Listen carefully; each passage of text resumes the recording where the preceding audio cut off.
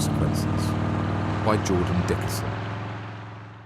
I have to pull over, said Ben, eyes darting between the road and the gauges of his car. Very funny, said Veronica, sitting in the passenger seat. But I'm not in the mood for jokes right now. I just want to go home and take a hot putt. Ben interrupted her and said, I'm not joking. Well, what? What? Said Veronica. The engine is overheating, said Ben as he pulled off to the side of the road, put the car in park, and shut it off. Can't you fix it? Said Veronica, grabbing Ben's shoulder and shaking him a little, as if that would get the car moving again. It needs coolant, said Ben. So give it coolant, said Veronica. I don't have any left, said Ben. You used the last I had. I was hoping my car would last at least until the morning, but... Wait, said Veronica, you knew your car was fucked up this whole time. It's not fucked up, said Ben. It's just leaking coolant. That's why I had that bottle in my trunk. Oh my God, said Veronica. And you didn't think to tell me this ahead of time? I don't like broadcasting that my car is messed up, said Ben. Sorry. Well, the highway is right there, said Veronica. Bringing me home would only take like 15 to 20 minutes. Won't it last that long? The engine could explode, said Ben.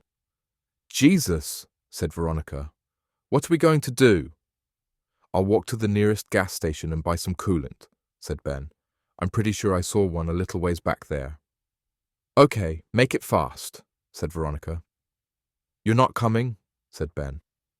No, said Veronica. Really? Said Ben.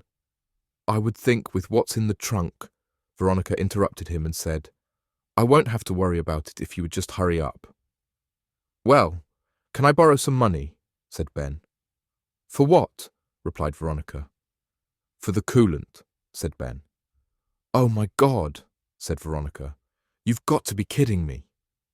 Shaking her head in defeat, she pulled out her wallet. $20 should be good, said Ben. It's not like you'll miss it. It's coming out of what I owe you, said Veronica. She removed a $20 bill from her wallet, but before Ben could grab it, the car was flooded with red and blue flashing lights. Ben and Veronica turned around and saw a police cruiser parking behind them. Shit, shit, shit, spat out Veronica, turning back around in her seat. It'll be all right, said Ben. Just let me do the talking. What if he wants to look in the trunk? Said Veronica. He's not going to look in the trunk, said Ben. But, started Veronica, but she was interrupted by Ben, who was staring in the rearview mirror. Shut up! He's coming, said Ben. Don't tell me to shut, started Veronica, but she was interrupted once again. This time by the cop knocking on Ben's window. The knocking caused both Ben and Veronica to jerk a little in their seats. Immediately after their initial shock, Ben and Veronica's attention whipped to Veronica's window, where a blinding white light shot into the vehicle. There was more knocking on Ben's window, so he turned the key in the ignition to accessory mode and rolled down his window. Once Ben had the window all the way down, he heard the cop on his side say, Ma'am, I'm going to need you to roll down your window too. Without taking her eyes off the dash, Veronica pushed the button and rolled down her window. What seems to be the problem here? Continued the cop on Ben's side. Oh, there's no problem, officer, said Ben. Really? Said the cop on Ben's side. Then why don't you tell me what you're doing, parked on the side of the road like this with a young woman, car off and in the dark? To Veronica he said, You think your mother would approve of what you're out doing tonight, Mom? Keeping her eyes on the dash, Veronica couldn't help but smirk and said, I don't think she would. We're just sitting here, said Ben. Nothing's going on. Really? Said the cop on Ben's side. That young woman has money in her lap, and I'm supposed to believe nothing is going on. Ben and Veronica looked down at the $20 bill sitting in Veronica's lap. Take out the keys and step out of the vehicle, sir. You too, ma'am, continued the cop, as both cops took a step back from the car. Ben put his hand on the key and turned it, starting the engine. Hey! Yelled one of the cops, possibly both, as Ben continued to put the car in drive and slammed his foot on the gas pedal. What the hell are you doing? Screamed Veronica as Ben raced onto the interstate on-ramp. "They were going to look in the trunk," said Ben.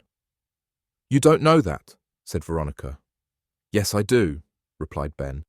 "There's no way you—" started Veronica, but she stopped when they heard a loud pop and saw smoke coming up from under the hood of the car, blocking their view of the road. Ben did his best to pull to the side of the road and scrape the car against the concrete median in the process. Smoke continued to billow out from the hood as red and blue flashing lights appeared behind them. Once Ben and Veronica were handcuffed in the back of the police cruiser, Officer Harrigan and Officer Wells searched through the inside of Ben's car. "That girl," said Officer Wells in contemplation. "Wasn't that call in Cedar Hills from a Veronica Holloway?" "No," said Officer Harrigan as he was finishing up searching through the glove box. He put the owner's manual and a roll of duct tape back inside, closed it, and continued on to say, "That was a Victoria Holloway. And she was 47, not 22. "Think they might be related?" asked Officer Wells as Officer Harrigan searched through the center console. "What, you've never met a Holloway before?" asked Officer Harrigan. "Not since middle school," said Officer Wells. "I don't think it's too unreasonable to think that they might know each other." "Do you really think this girl would be hooking if she was related to someone living in Cedar Hills?" said Officer Harrigan. "Maybe," said Officer Wells. Officer Harrigan shut the center console and shook his head with a smirk before saying, "Did you check the back thoroughly? I don't want to hear later how we missed something." "I checked it," said Officer Wells. You sure?" said Officer Harrigan. "I just said I checked it," said Officer Wells. "Okay," said Officer Harrigan. "Pop the trunk. The tow truck should be getting here soon." Holding up the keys, Officer Wells said, "You don't pop the trunks on these old birds." The two cops walked to the trunk of the car, and Officer Wells slid in the key. "What do you think is going to happen with that woman in Cedar Hills?" "Who knows until they find her," said Officer Harrigan. "But in cases like that, they usually turn up sooner than later." Officer Wells turned the key and opened the trunk. The two cops looked down at a dead middle-aged woman with vomit on her face and shirt, her wrists and ankles bound by duct tape, and an empty container of coolant by her side.